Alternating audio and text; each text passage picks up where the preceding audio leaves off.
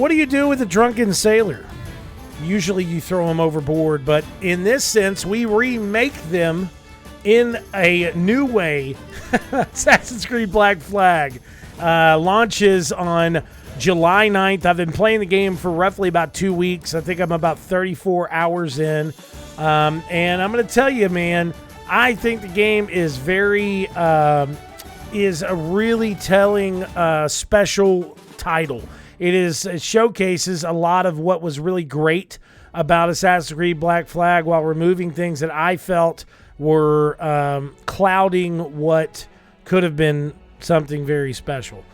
So become a fearsome pirate. Strike fear into your foes as you board and sink enemy vessels as Edward Kenway, captain of the Jackdaw.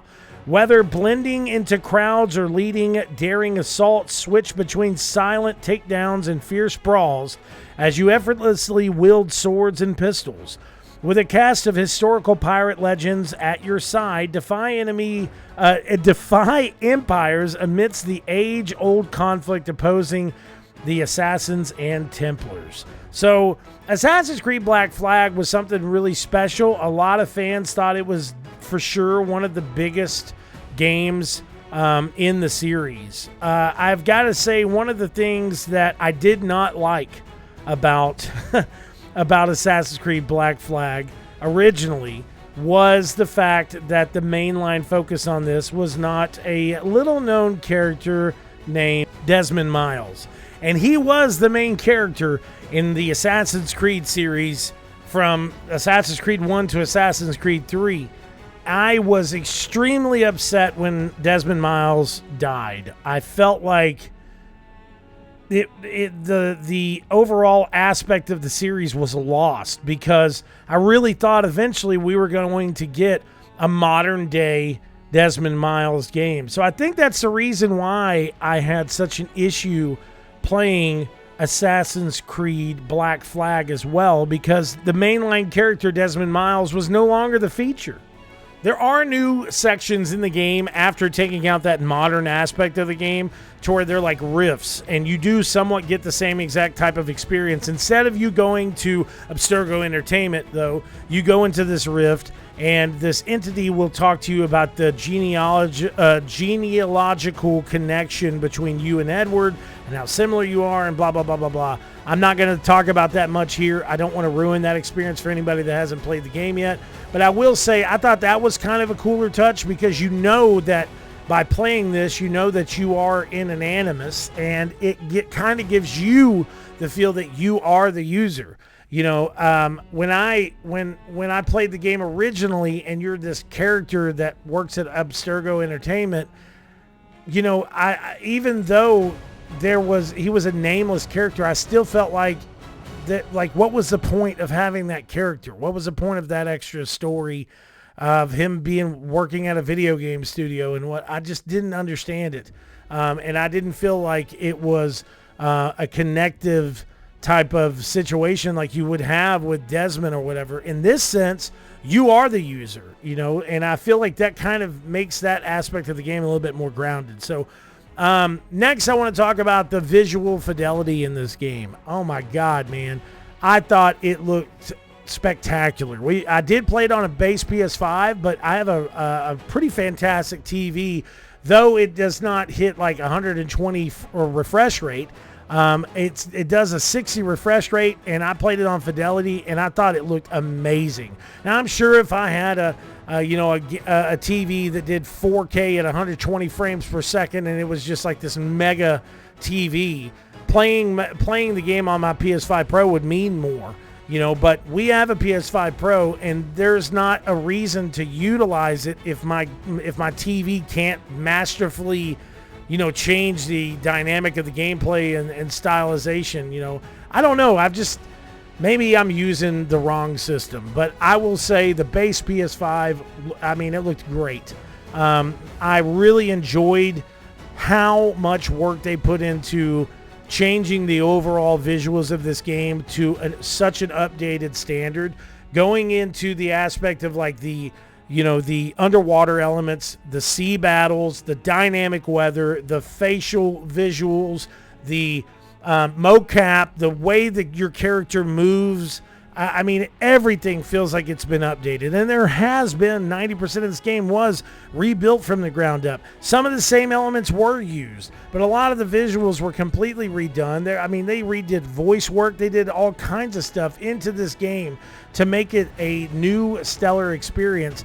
And I feel like, I know I keep going back to it, but I feel like removing a lot of that kind of fluff, like the Abstergo entertainment aspect of the game, it makes the game, to me, it makes the game feel more like an Assassin's Creed game. It doesn't feel like just some memory that you're playing through. You really feel like you're living through the life of Edward. And I think that was great. I thought like I said, the visual fidelity of the game was fascinating. Going out into the open sea with your ship, having those shanties getting sung while you're out and about, and just seeing how beautiful the game is really crazy. There was so many times that I just caught myself stopping and being like, wow, dude. I mean, the dynamic weather too, man. I mean, it, like, seeing that play out before your eyes, especially when a big storm comes through and it's this gigantic rainstorm, there's thunder and lightning all over the place, and you really see it represented well in this game. I think Ubisoft did a fascinating job with that. The combat, of course, has been completely updated. It's more action, adventure-style combat, kind of the combat that we saw in Assassin's Creed Odyssey and Assassin's Creed Valhalla. And I feel like it's more kind of up in your face. The parry system is really good.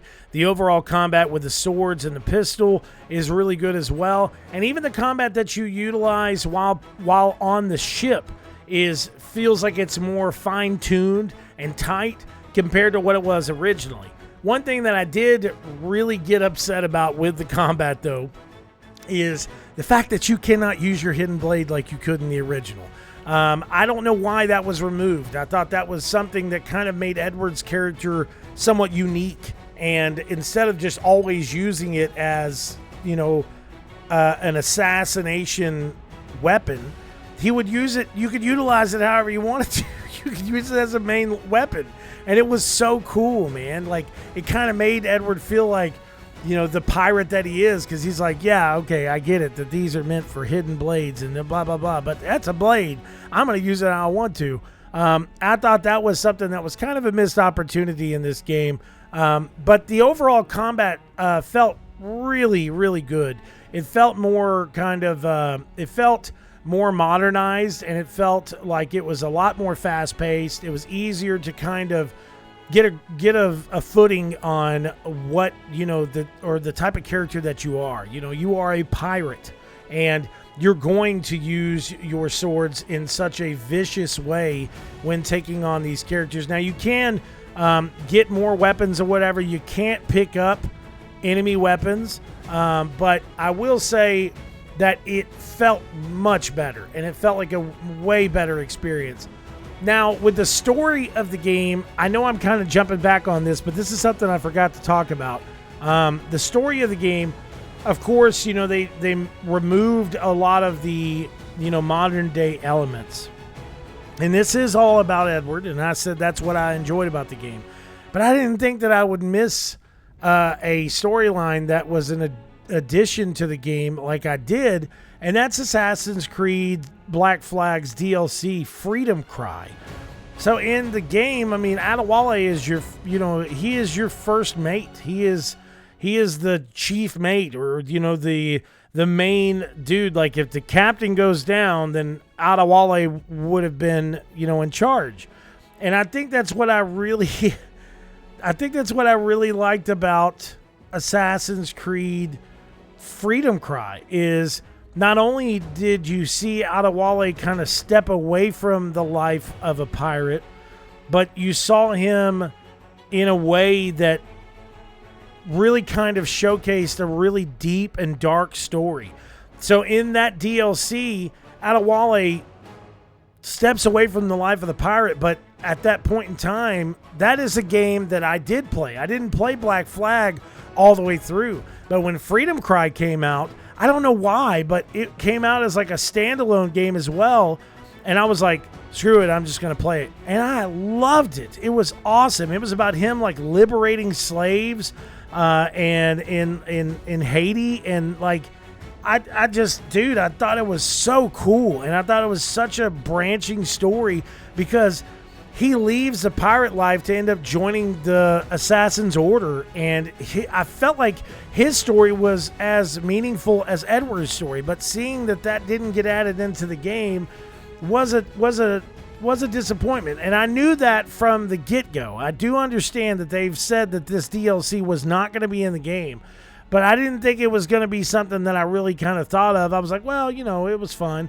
I could still go back and play it. It came out, on, I think they released it on PS4 as well, and you could go back and play it, whatever, but it just didn't, I don't know, bro. It didn't feel like the same experience. So, I feel like it could have been even a better, more well-rounded experience of having Adewale's adventure into the game, or even like remaking that story element to where it ties in more to where Edward, hands it off to him. I don't know, man. I don't know. But either way, visually the game was great. The combat system was really great. I do like the fact that they removed a lot of that like game development style of gameplay. I did not like that. That was one of the main things I didn't like about the original.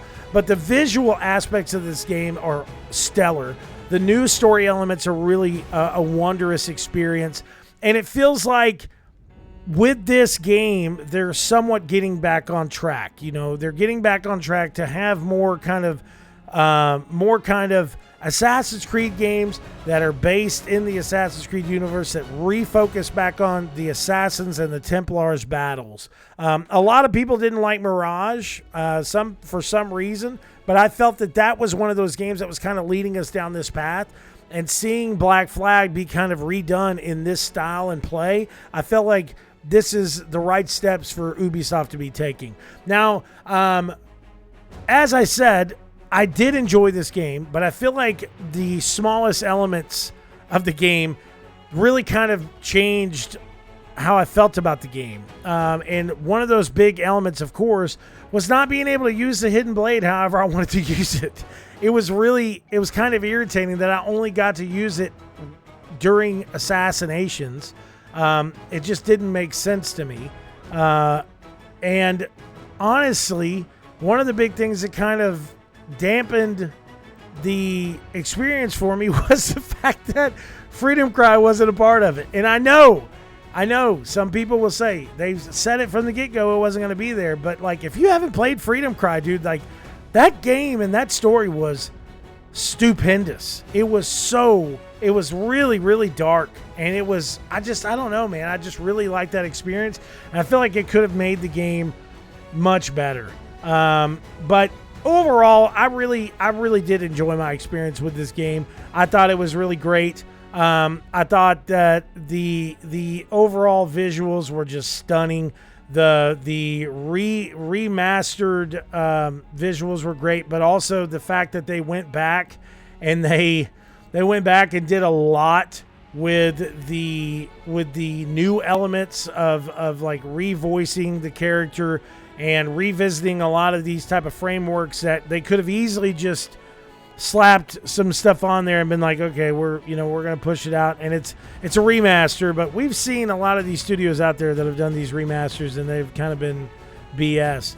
But this remaster really feels like a new experience from start to finish, and I'm excited for the future of the Assassin's Creed series because of this game. So we're giving it a 4.5 out of 5. Big shout out to Ubisoft for giving us the opportunity to checking this out. I actually was going to give it a 4 out of 5, but I don't feel like it would have been fair to give it a 4 out of 5 because they didn't include Freedom Cry as part of the game. They didn't include Freedom Cry as part of the game when they initially said from the get-go that it wasn't going to be in the game.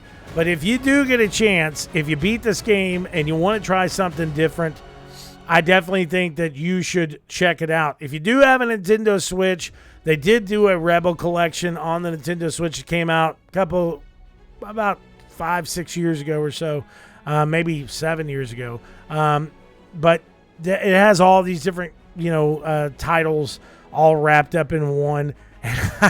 You know, some people may say I'm crazy for suggesting people to play Assassin's Creed Rebel Collection on there, but it does come with Black Flag and Rogue as well as multiple different DLCs. So I just think that this is a really good game. I think it is definitely something that you need to check out if you're an Assassin's Creed fan. The overall combat and visuals were just a stellar experience. So big shout out to Ubisoft for giving us what we've asked for, a remaster of Assassin's Creed Black Flag.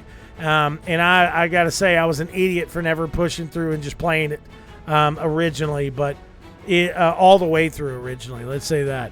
But I still am kind of butthurt that Desmond Miles is not a part of the Assassin's Creed series. So think about that, Ubisoft. Maybe bring him back. Bring him back in the form of like he's your guide in the Animus. I don't know. Anyways, guys, thanks for watching, and we'll talk to you soon. Peace out.